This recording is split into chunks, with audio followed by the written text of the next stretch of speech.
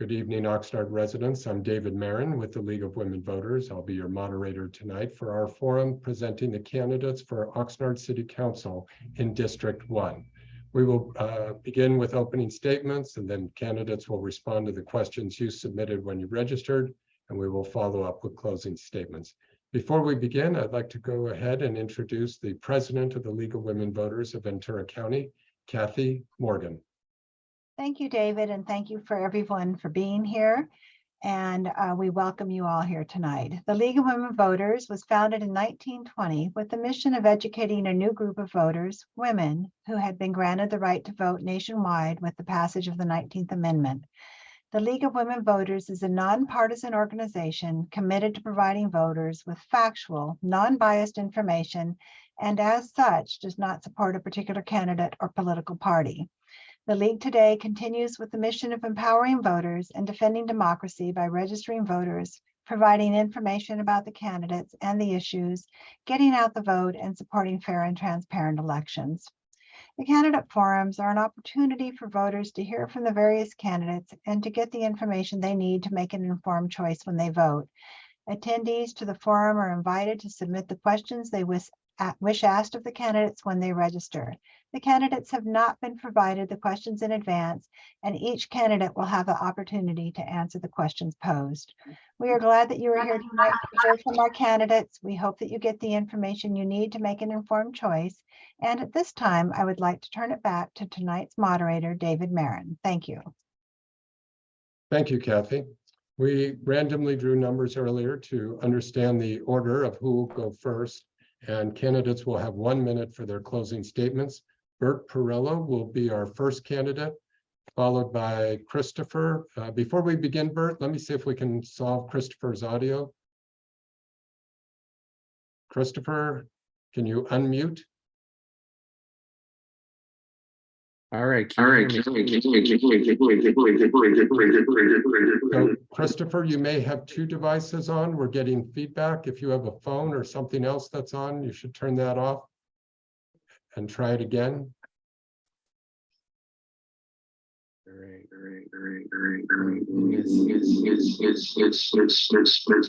There's some kind of feedback happening on your side, Christopher. Looks like you have two devices connected now. I'm going to mute this one, Christopher. Oh, no, you muted it. And let's unmute your other one. It didn't work. And let's try this one. Can you unmute, or do you see a unmute option? He should hang up one of his devices. I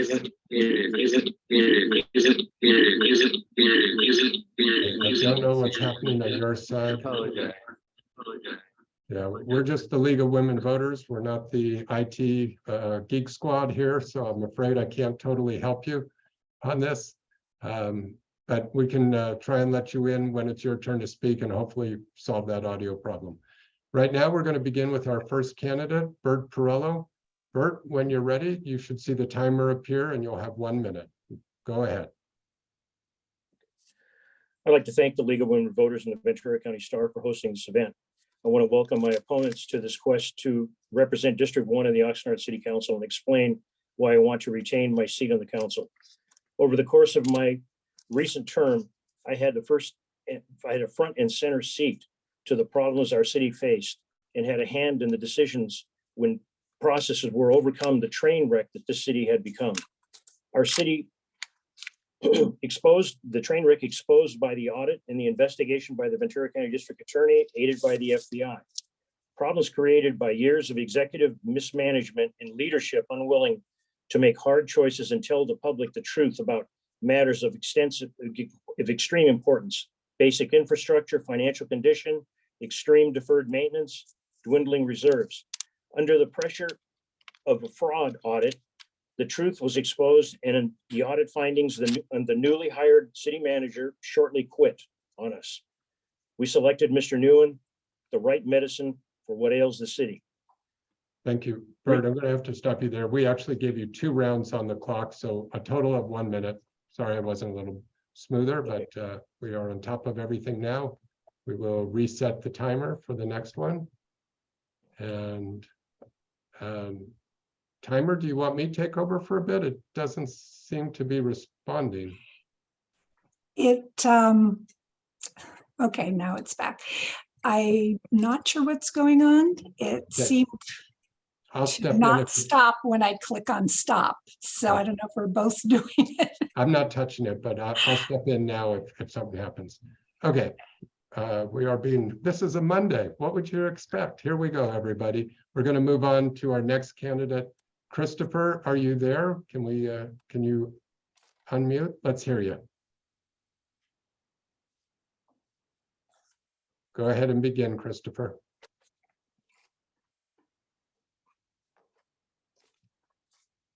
We can't hear you, Christopher. I'm not sure what's happening.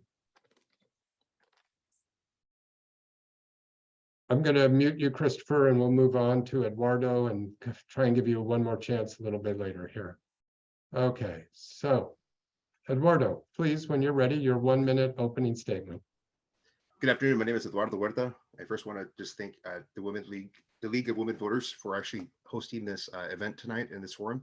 I think it's very important that our public in our city understands why we're here. We've dealt with different city council members and obviously different city managers coming and going and really not doing much for our community in reference to tackling our infrastructure and the way our infrastructure and our city planning department has really developed in our areas that are really highly populated and condensed. And so I figured it's really important that we actually sit down and really talk about the issues that are important. And I think that the experience, the experience that I had the past year advocating for homeless and tackling down the infrastructure and actually finding out what's going on with our funding, with our homeless funding, and actually working with nonprofit organizations and actually talking to certain individuals on seeing what went wrong during the COVID-19 epidemic. I think it's important that now that we understand that our— Thank you, Eduardo. Going to have to stop you there. And we will now move on to our next candidate, Doug Partello. Would you like to try Christopher again before you start with me? I'll do him after you. Okay. Hi, I'm Doug. I have worked my entire life in the service of others. I want to continue that work for the residents of Oxnard on City Council. I'm the chair of my neighborhood council. I'm the executive director of the Nicaraguan Children's Fund. I've served 8 years as chair of the mission board in St. John's Lutheran Church. I have given thousands of hours in volunteer service with landscaping and helping homeless here at home. There is a stark contrast between myself and the incumbent. I believe in true accountability, transparency, and efficiency. I believe in service, not lip service, not hiding secret portions of LMD audits, pretending the $323 million in pension debt just the state doesn't exist. I will be a strong advocate for prudent fiscal financial management, not runaway spending. Priorities that place basic services and improvements to critical infrastructure first. Let's get back to basics. Together, we can build a better future for Oxnard, our city by the sea, and return it to the jewel of Ventura County. Thank you very much. Thank you. And we will try again with Christopher. If you're able to unmute Christopher, you have 1 minute. We cannot hear you.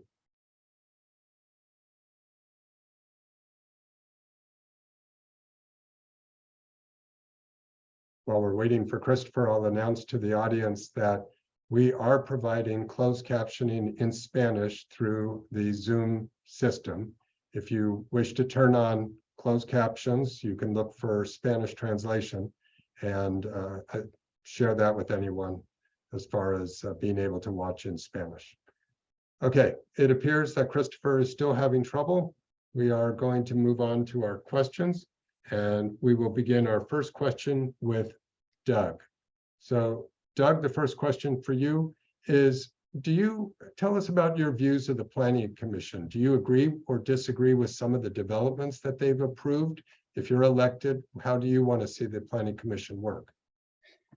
Thank you for that question. I've actually agreed with the Planning Commission on certain recommendations that they've made to city council and have also disagreed. So for example, there was one in which they wanted to put a pot dispensary over in the shores. And a lot of folks over there strongly disagreed with that. They listened to the voice of the people, and they actually made the recommendation that that location not be selected. I have a lot of concerns about new developments that are happening in Oxnard, and I understand the state has put tremendous pressure on all the municipalities to increase their residents to address the issue of housing shortage. But at the same time, we have to maintain and preserve our quality of life here. And so the Teal Club project, for example, we don't have the water, we don't have the infrastructure for sewer, we have concerns about the proximity of the airport. So I have many concerns about some of these new developments. Many of them are above moderate income housing, and we need affordable housing. Thank you. Thank you, Doug. Bert, same question to you. Tell us about your feelings towards the Planning Commission. Do you agree or disagree with the developments that they've been approving? I would have to answer the question very similar to what Mr. Patello said, except very basic disagreement. They do have the amount of water that they need. They do have the sewer system. Mr. Patello has not gotten his facts right. Major disagreement on that point. The issue of the pot store and the issue that happened in the Oxnard Shores matter, when information was shared, the Planning Commission took a decision and the council overturned their decision. That is something that happens with regularity when a council decides and the Planning Commission has not the final say. One thing that I think needs to be done, we need to make sure that we have a deep bench when it comes to the Planning Commission. It's unfortunate that we would put people with no experience into those positions. You can always learn on the job, but you're learning in very sensitive areas that impact people.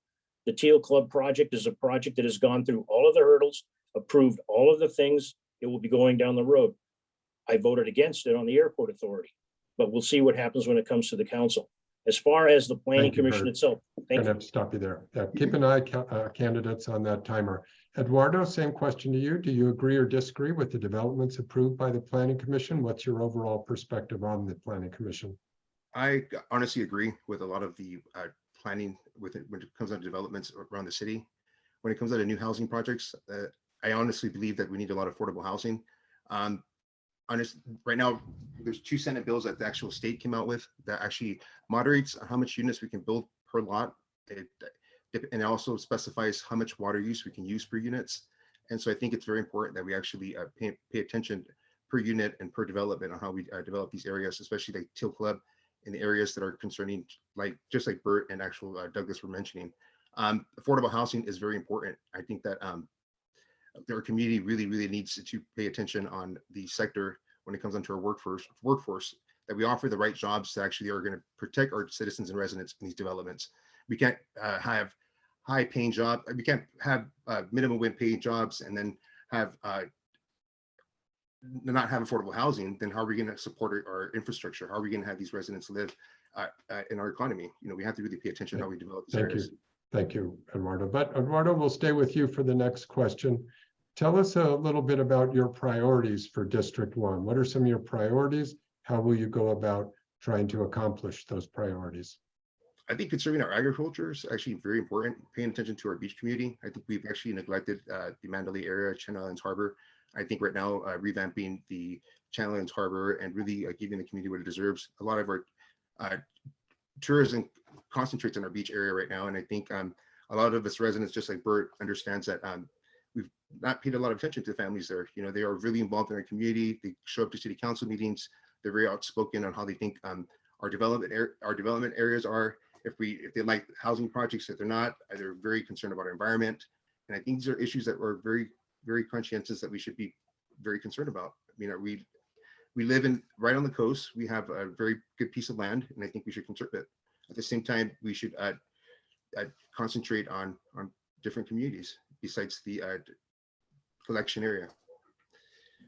Thank you. Bert, same question to you. And this question also asked about what have you accomplished for District 1. So share with us what you think are some of your accomplishments for District 1 and what your priorities will be for District 1. I've been able to get $1.7 million for the issue of the water quality in the harbor to address some of those things.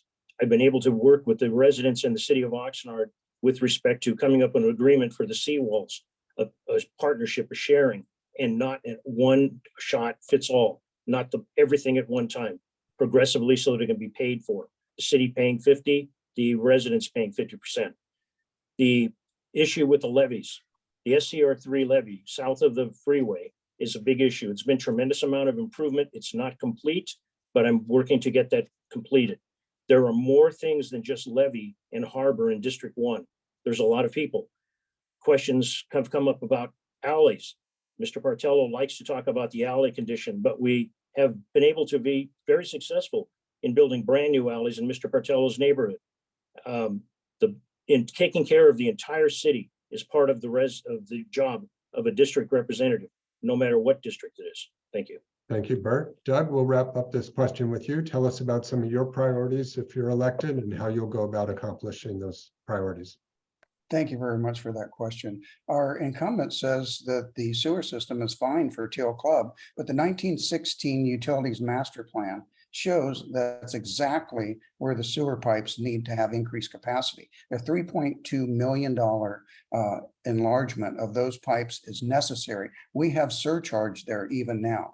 We have a problem with the flood basin for the levee at River Park. We have the crumbling seawalls because an aggregate was added to the cement that expands it and they're cracking. It has a 75-year capacity, but we're at 50 years now. So that definitely needs to be addressed. Cost sharing is great. 50-50 is great, but they're forcing the residents, if they agree to this, that they've got to put a Mello-Roos in.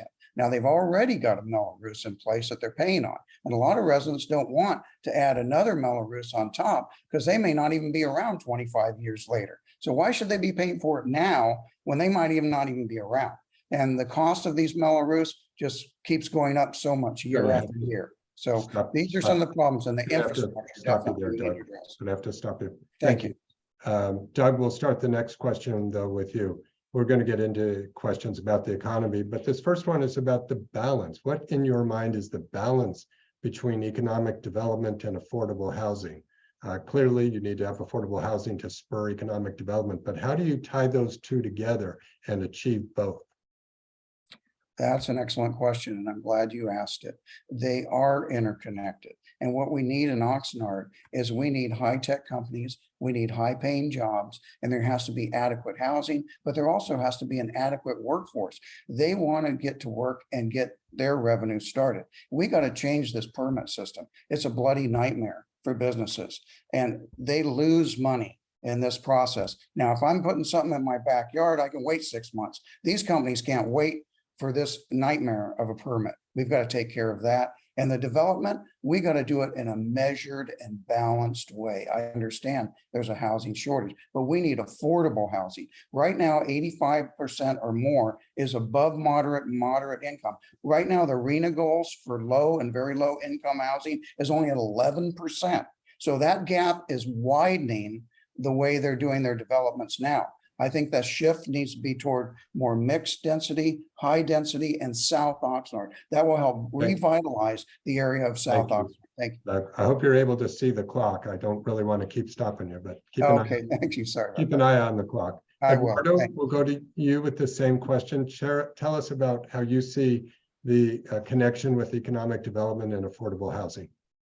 Well, first of all, it's actually depending what type of companies we actually welcome into our county. I mean, it's depending on, let's use Amazon. If Amazon's paying their clients at $25 an hour, we have to make sure that their cost of living kind of matches with whatever we're offering part of our infrastructure. That depends if, let's say you're selling a lot or our properties right now are going for 500,000, 700,000, you can't afford it. But you can't really afford a property here in Oxnard or even the cost of living working at Amazon. So I think we have to really offer different type of paying jobs to our industry here. I think that we have a lot to offer our local resources. We can actually use a lot of our local revenue to really help our community. At the same time, a lot of incentives, vouchers, housing programs. At the same time, we have a lot of existing homeowners that are in probably the urge of losing their properties, try to work with them, working with a lot of lenders, trying to figure out how we can conserve their property, their credit, and at the same time use a lot of assembly bills that have been written to really help develop these homes. Thank you. Thank you. And we'll see if we can get Christopher back to answer this question. Christopher, are you there? Well, I'm not going to give up on you, Christopher, but this round, it looks like you're still not connected. So we're going to move on. And Bert, you're up next on the same question. Tell us about how you see the balance between economic development, affordable housing, and try to accomplish both. There are tremendously good paying jobs in the city of Oxnard. There are jobs that are going lacking for residents to apply for those jobs. One of the issues is the skill level and the educational level of the city of Oxnard. 50% of the people in the city of Oxnard have high school educations, nothing to be ashamed of. But the issue of having people in the city of Oxnard being more skilled to be able to land higher paying jobs is an issue that the city of Oxnard is trying to deal with by working with the Oxnard College. As far as affordable housing, the affordable housing that comes in, the city of Oxnard does not build the houses. You need to have a developer coming in willing to, or a nonprofit, or developer nonprofit, to come in and put money up to build a project. And the project and the amount of the money that the project would cost is what is separating the people that can afford and can't. The Amazon job is one specific example of something good. It allowed people to get health benefits, and those health benefits allow a person not to have a second job. Thank you. Bert, we're going to start with you on the next question, which I'm sure you all expect tonight, is homelessness. Oxnard has a significant number of homeless. There have been policies put in place, but many question whether that's adequate. Bert, share with us your plans to finally resolve homelessness. Totally blunt, I do not have a plan to finally resolve homelessness. That's a loaded question, but I can give an idea of how better to address what it is. Number one, the funds that come from the state and go to the county, they're filtered through the county and finally get to the city of Oxnard. There's got to be a way of fast tracking it. Our elected state officials have got to do something to get it in here. You shouldn't have to wait for the county to dribble out the money for the homeless. There has to be, and the city of Oxnard with their homeless center is increasing the amount of area with homeless, but there has to be stuff that is dealing with the homeless that comes from the county.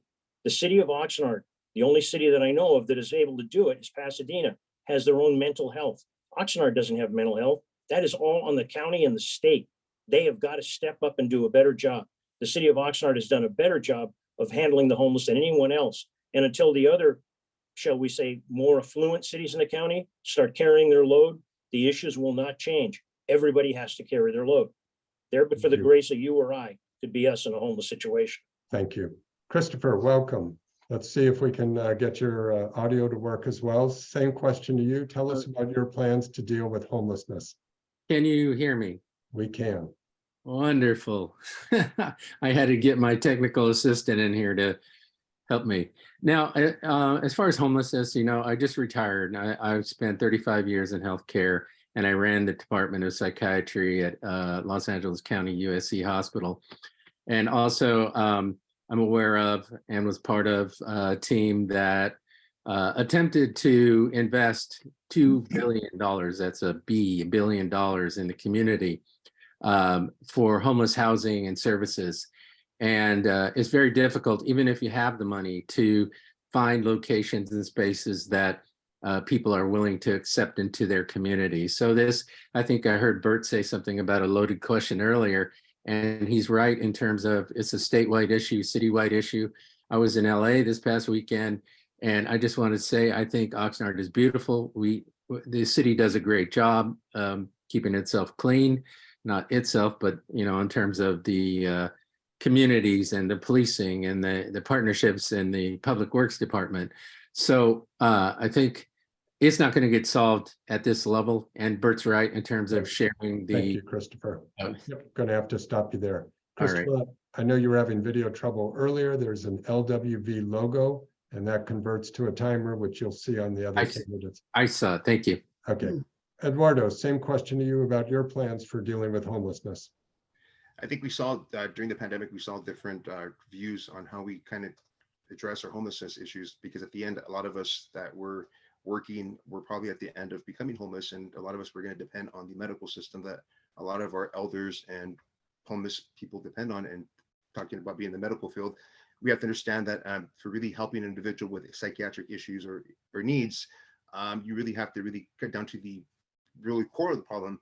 I think it's important that if we're going to fund these programs and fund these nonprofit organizations that really find out what they're doing with their money, and if they're really getting themselves involved with the community, at the end, during COVID-19, there was a lot of negligence coming out from the city, these nonprofits, city council, Carmen Ramirez, Bert Perillo, everybody was out there more concerned on how they looked and how their image looked, but at the end, nobody was extending their helping hand. So I think it's very important that we understand that if we're going to really help them, it has to be more than just dealing with the medical system. It's really dealing with their families, making sure that we can build the right programs, the right, how do you say, the structure for them.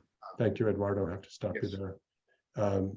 We're going to move on to the next question. Christopher, you'll be up first, but I'll just remind the audience that these are the candidates for District 1. District Oh, 1 excuse me. Oh, did I miss Do you, you want Doug? me to respond to that question? Yes, I'm sorry. Didn't mean to skip you. So Doug, please share with us your views about resolving or solving homelessness. This is an issue that's very near and dear to my heart. I believe that the direction we're going is not going to mitigate the problem of homelessness. We're not going to absolutely eradicate or solve homelessness. This is an issue that is that deals with a broad spectrum of entities that need to come together, and we need to work more closely with them to resolve the issue. We put all our eggs in the $40 million Solution Center basket. I asked Amelia Ramirez, is there any money left for anything else? We need a safe sleep program so these people in their vehicles can have a safe place to park. They're dumping their feces and urine out of their RVs on the streets. They need a safe place where they can get a shower, they can get a hot meal. We need to have a broader, outside the box thinking. This problem has exploded. We have the Solution Center is going to provide 110 emergency shelter beds, and that's not enough. We got over 1,000 people that are homeless. We need the tiny Thank home you, park. Doug. Thank you. So again, these are the candidates for District 1, sort of the western part of the city. And we are going to move on to Christopher. You're up first on this next question. Christopher, tell us about any special plans you have for youth. How will you advocate for youth, provide services for youth? Share with us your policies, your plans. Well, I in my preparation for this forum and the candidacy have researched the City of Oxnard plans, and I contend that the city maintains a very robust plan. The issue, for the most part, is funding and maintaining a budget so that those programs that we have already can be expanded. For children, the elementary school district has after school programs. I know the city and my daughter, who is 30, participated in the youth basketball programs that were held at the city gyms. So in terms of any other types of, I know we have an art program that needs to get funded, but I think the whole issue of services to children relies on funding. Thank you. Doug, same question to you as far as youth. How will you better advocate? What programs will you put in place? Yes, I think it's extremely important that we invest in our youth. They are our future leaders. I think we can do more cost-effective programs that bring in partnerships with the private sector, with nonprofit and local government working together to do these. We need more cost sharing because there's benefit for all, that we all benefit from this investment. We just had a 14-year-old boy that was gunned down at a bus stop by a 15-year-old boy with gang violence. So we need to give our youth options where they can get into some positive activities, taekwondo, martial arts, basketball, other programs. Parks and Recreation can expand their programs more cost effectively and really deal with the youth. YMCA, Boys Club, other partnerships that we can make where we can have cost sharing and mutual benefit for the community. We need to make that investment because our youth are not getting the investment that need be for our future leaders. Thank you. Thank you. Bert, same question to you. Advocating for youth, how will you do it? And what programs do you want to see? The city of Oxnard has in place recreational programs. All of the candidates have pretty much said money is a big issue. And when you're dealing with a budget, when you want to take more money and put it into youth programs, we need to figure, what do we cut out? With Measure E, we've been able to do certain things that we had never done before. I'd like to point out that one of my opponents, Mr. Bartello, was a strong advocate against Measure E. And if we didn't have Measure E now, we wouldn't be able to take care of a lot of the things that we are doing to improve things with youth. With the issue of youth, there comes an issue of parent and responsibility. The issue of the gang violence and the killing, it's a tragedy all the way around. To make political hay about it is a mistake.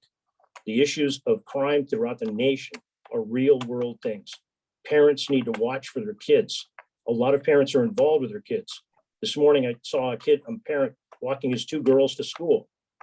Too many parents are single family. They don't have an opportunity to stay home with their kids or have to have a second job to take care of the family. Thank you. Eduardo, same question to you about your plans for working with youth. First of all, I would actually work with school districts and superintendents. I was actually a recipient from the Oxnard School District, and I've been told that I'm not educated enough. And obviously, I'm actually an asset of the school system here. I didn't graduate, but at the same time, I've managed to get as far as I can because I've had people, mentors that have actually believed in me and trusted me in the work that I do.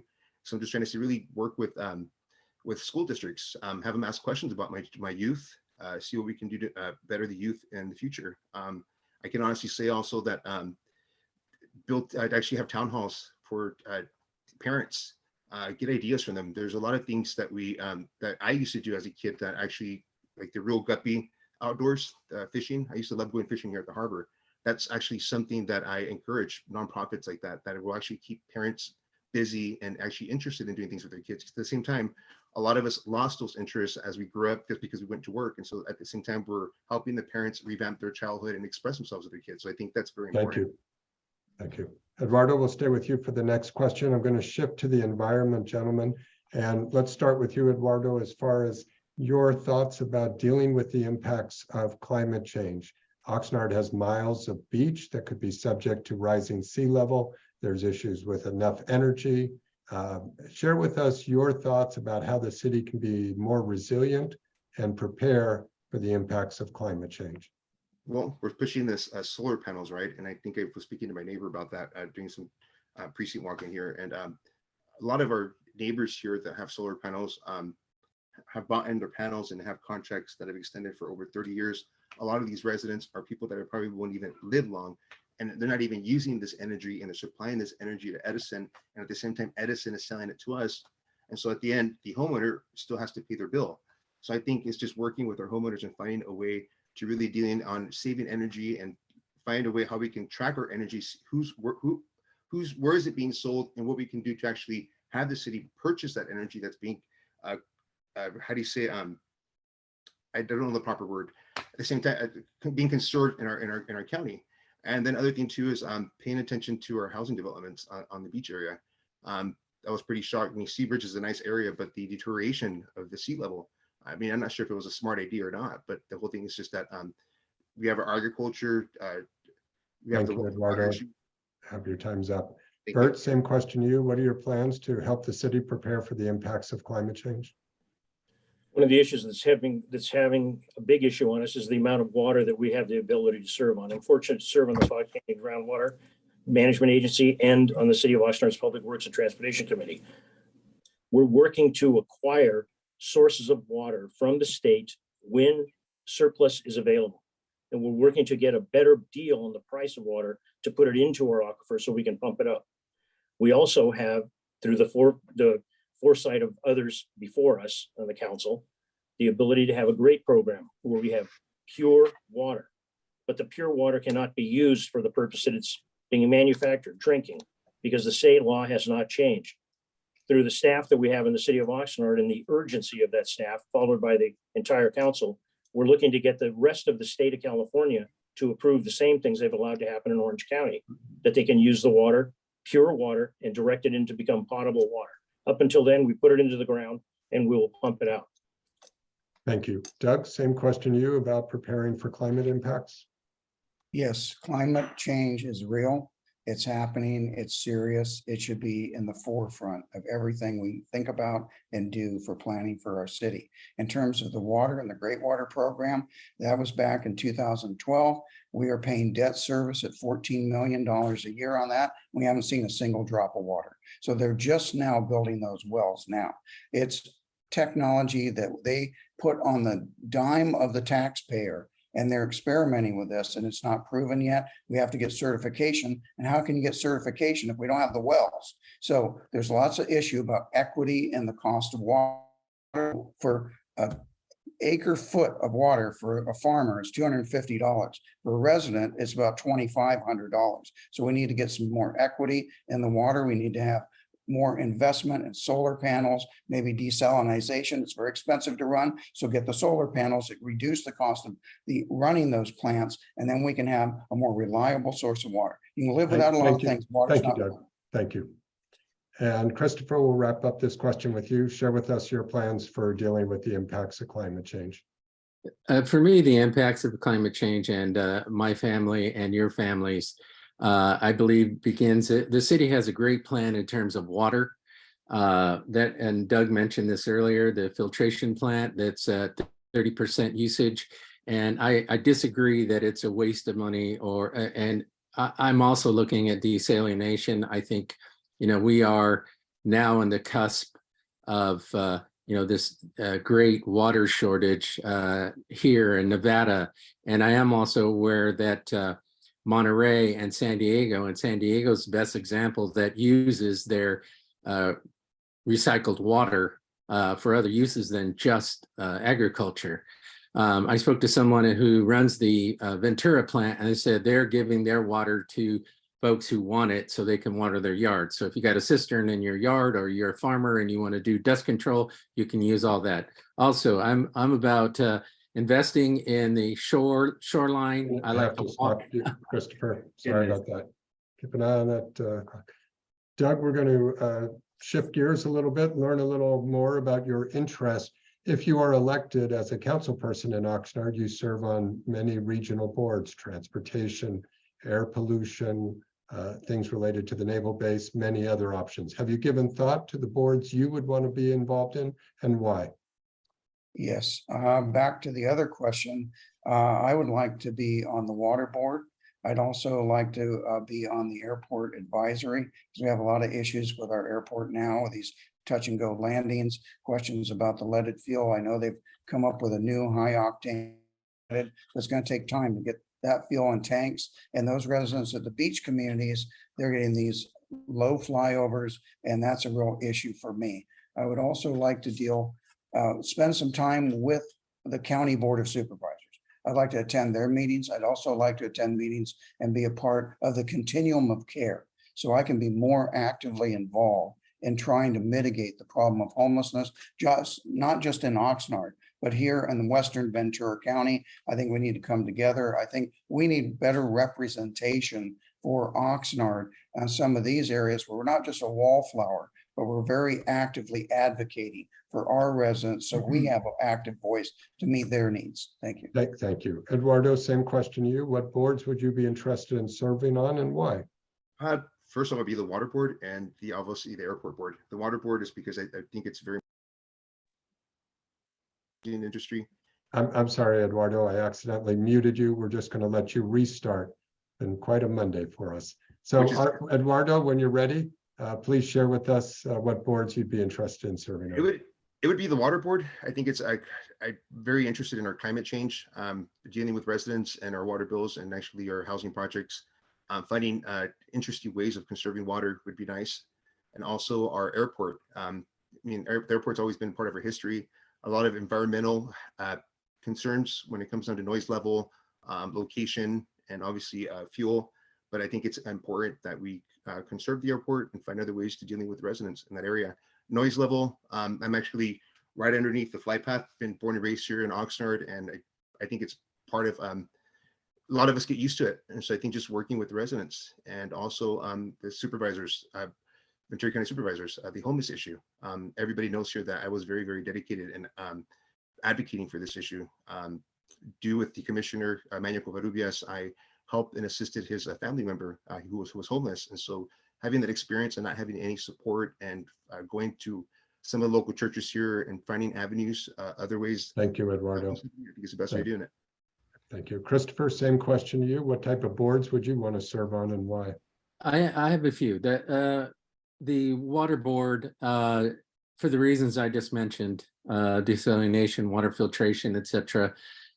distribution. Planning board, because I think it's important with the few acres of land that are left to develop here in Oxnard that everyone has a say in what gets done with them. Finally, the finance committee, because anything that anyone has said this evening about what they want to do in terms of plans for the community depends on the money that comes behind it. And for me, right now, we're having this forum, but the 2022 and 23 budget is being developed. So anything you have to say, if you're not on the board, will not be included. And I heard something about a budget that is very thin. In the end, you have very little flexibility in terms of anything you want to do other than the basics. Thank you. Thank you. Bert, we'll wrap up this question with you. What boards would you want to serve on if you're elected? Me? Yes, Bert. I'm fortunate to serve on the boards that I do serve on, and I'll name them, but I agree completely with Christopher. The finances are the big thing. People not paying attention to the finance in the past is how the city got where it was, and the residents, very few of them paying attention to what was going on. I'm fortunate to serve on the City of Oxnard Public Works and Transportation, the Fox Canyon Groundwater Management, the BICEP, Big City Insurance Excess Policies, the Ventura Regional Sanitation District, the COVID, the Clean Power Alliance. There are plenty of boards, and I'm very appreciative to serve on them. I'd like to share with the members to get on the water board. The mayors of the 5 cities that are represented on the Fox Canyon board are the ones that select. So if you are elected, we need to lobby with those other cities to get you on that board. Thank you, Bert. We're going to stay with you for the next question. And one of the great assets of Oxnard, speaking from somebody who was born and raised there, is the diversity of the people who live in the city. And over time, though, there have been concerns from racial equity, diversity. So Bert, share with us your thoughts about promoting diversity, not only in the workforce in the city of Oxnard, but in the city, and promoting equity. I got involved in neighborhood councils because of my wife, Susan. And the issues that I got involved in were health. And I believe health, safety, and welfare, no matter what color your skin is, how much money you have in the bank, the level of education, or where you came from, legal or illegal, you're entitled to health, safety, and welfare. The diversity in the city of Oxnard is changing. I am considered a minority in the city of Oxnard. And with that, when you have groups that are advocating for specific things, they need to realize there's now districts in the city of Oxnard. I was a strong advocate in the beginning to have the districts. With districts, there is also a polarization. If we don't pull together, the ship will sink. If the ship springs a leak, everybody's got to bail. Improving the diversity and the issues with this city, the plan that is in place to work with the Oxnard College District to give people an opportunity to better suit themselves for better jobs is a big deal with me. Thank you. Christopher, same question to you. How will you try and promote equity and diversity? I'm a product of diversity, EEOC, in terms of college, in terms of a job. I also grew up in the city of Oxnard. I've seen the development from the 60s to the 70s to the 80s, 90s, and the inclusivity of our community. I believe that Oxnard is a very inclusive town. Even though there are different races, folks that live here, I don't see the racist, traits held within either our council or in the police department.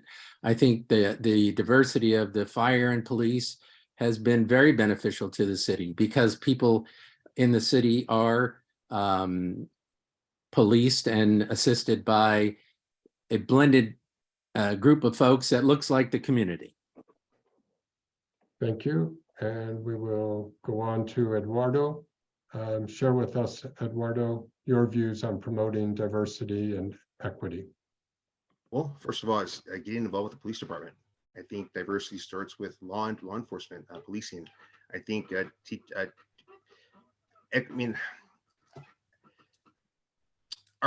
Our city is developed in different sections in different areas. And so if we're talking about diversity, just the way the city's been developed, we can't really highlight that Oxnard is very diverse if we have the south side of Oxnard and the Colonia areas. And recently, after COVID, we started paying attention to these areas because it became very political that we weren't very diverse in equity in our community. So I think really pay attention to our rundown communities, working with law enforcement, speaking the truth on issues that really created barriers between our law enforcement and obviously our community is something we have to really deal with. I think equity starts with that, because at the end, we all depend our public safety on our law enforcement officers and our city council. A lot of city council members made some really, really rough decisions and put their positions and their credibility on a line. And I think that's something that's transparent to see in our community, even though we're here sitting in the forum speaking about others. Thank you, Eduardo. Thank you. Doug, same question to you. Plans for promoting diversity and equity? I think it really starts with our leadership team getting out of the air-conditioned offices and getting out with the people. That's what I do. I go out to the homeless encampments. I go to South Oxnard. I go to places where a lot of folks, you don't see the representation of our leadership team out there talking to the people. I want more town hall meetings. I want more public engagement. I want to encourage that, not the type of discouragement that we've been getting for public engagement. If you don't sing their tune, they don't want to hear from you. I want to hear from you. I want your input. I want your perspective. Look, Oxnard was voted the 4th most friendly city in the United States, and that's wonderful. That is a testament on how well we get along. We are a very racially, ethnically mixed community, and we don't have a lot of problems that you see in other cities. We get along tremendously well, but we can do even better. Get out there with the people. Thank you, Doug.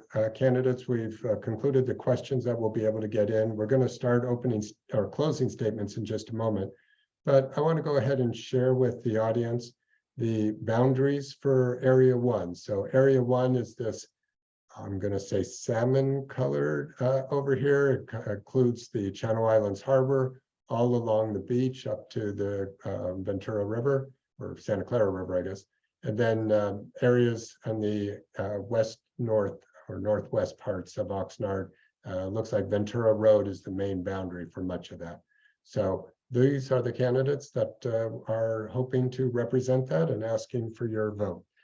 Candidates, you will have 1 minute for closing statements. We're going to do it in the reverse order of the opening. Doug Partello, whenever you're ready, you'll be first. My opponent portrays everything is fixed, but unfortunately, the current leadership still is addressing problems with a hidden LMD audit. We still have misspending of the LMD money. We have wasteful spending on excessive projects like the $90 million aquatic center in the middle of a drought. We were just talking about environmental factors. Why are we building a $60 million pool and we're going to put it on the credit card with an additional 30+ million? And we have a ballooning pension liabilities. People don't, in our leadership, don't want to talk about it. We owe $323 million in unfunded pension liability. That's the 800-pound gorilla in the room that we need to deal with. We've got these Melrose taxes like in River Park that are killing folks. Their property tax bills are insane. We actually have to get back to basics. We have to stop these boondoggle projects. We got to solve our problems with our infrastructure, take care of what we have now before we start these boondoggle projects.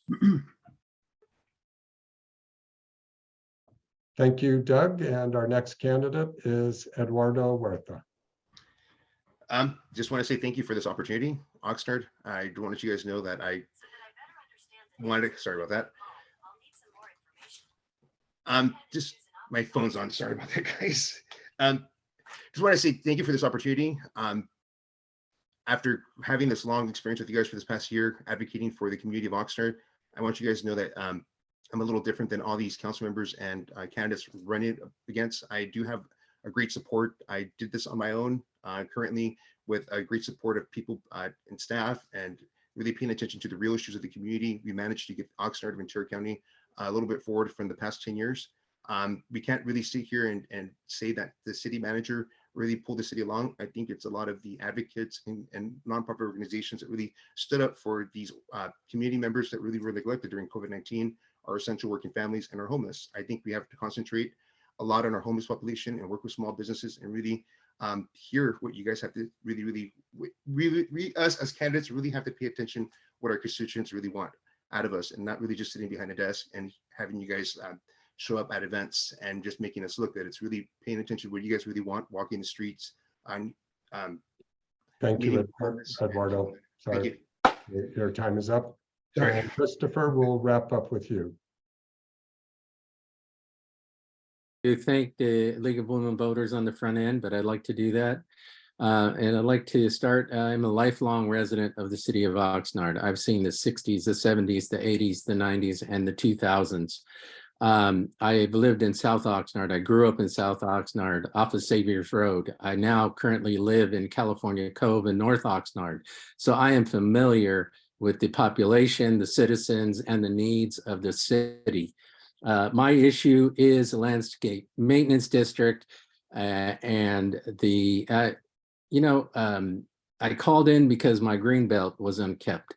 I didn't receive a call back and eventually had to email the mayor, and I've been mowing that thing myself. So one of the issues is, and I was told there's not enough money. And when I went and did the investigation, there's $35,000 in this neighborhood that has a $10,000 reserve attached to it, and we can't mow 150 yard and 10-foot wide strip of grass. Thank you, Christopher. Thank you. So thank you to all our candidates. We ran long because of some technical issues, so we will be starting our next forum in just a moment.